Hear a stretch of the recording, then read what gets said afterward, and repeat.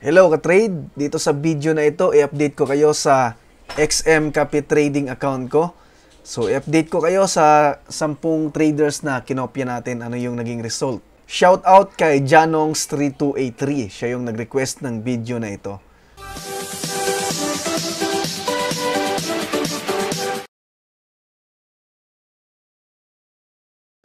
Okay, so punta tayo sa portfolio natin.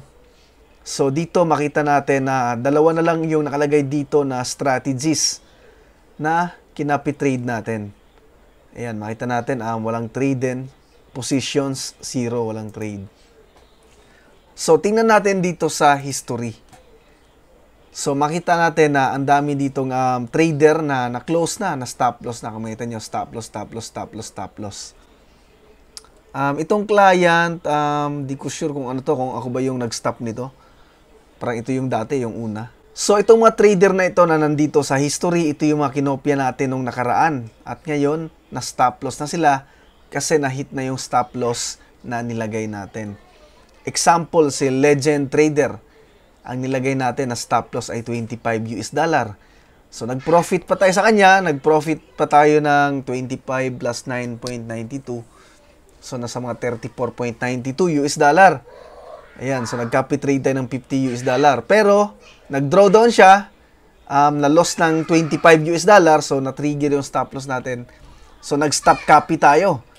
So, yun yung maganda dito na maglagay ng stop loss para kapag nag-draw down yung trader, nalulugi yung mga trades niya, pwede tayong mag-out. Depende sa nilagay nating stop loss. So, na-close yung pag-copy natin sa kanya or na-stop na may profit na $9.92.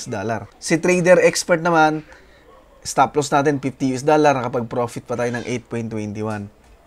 Si Week Profits naman, ang stop loss natin ay $125, nag-profit pa tayo ng 73.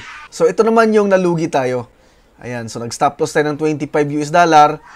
So, at least, kunti lang yung nalugi natin. So, bakit negative 5.42 lang? Kasi, yun nga, nag-profit na sana tayo ng $20 sa kanya, pero nag-draw down siya, nalugi pa yung profit natin, tapos nadamay pa yung $5 natin, total 25. So, ganun yun, pati itong mga iba. So, kung mapapansin nyo dito, yung balance natin, $1275.77. So, ang tanong, kumita ba tayo sa pag-copy trade natin sa 10 trader? So, congratulations kasi nag-profit tayo ng konti. So, makita nyo sa previous video ko, yung balance ko dati ay $1,240. So, ibig sabihin, nag-profit tayo ng $35. So, pwede na, in 1 week, kahit papano, nag-profit tayo. So, active, makita natin, dalawa na lang, wala ring trade yung mga trader na ito. So, pwedeng mag-stop copy na rin tayo dito. Palitan lang natin to ng trader na kokopyahin. Okay? Portfolio, exit na tayo sa trader na ito. Hanap tayo ng ibang trader na kokopyahin. Okay? So, wala tayong active na kinopya sa history na lahat. Okay? So, nag-profit tayo ng $35. So, sa next video, tuturo ko naman sa inyo kung paano withdrawin yung $35 na profit natin. Tapos, mag-copy trade tayo ulit. Mag-copy trade ulit tayo ng mga trader. Hati-hatiin natin yung investment natin para makapag-copy trade tayo ng 10 trader or mahigit. Okay? So, pili ulit tayo ng trader na posibleng mag-profit tayo bago ma-close or bago ma-stop loss. So, kung may suggestions kayo or tanong tungkol dito sa strategy na ginagawa ko, baka meron tayong madagdag na pwedeng gawin, i-comment nyo lang para magawa natin.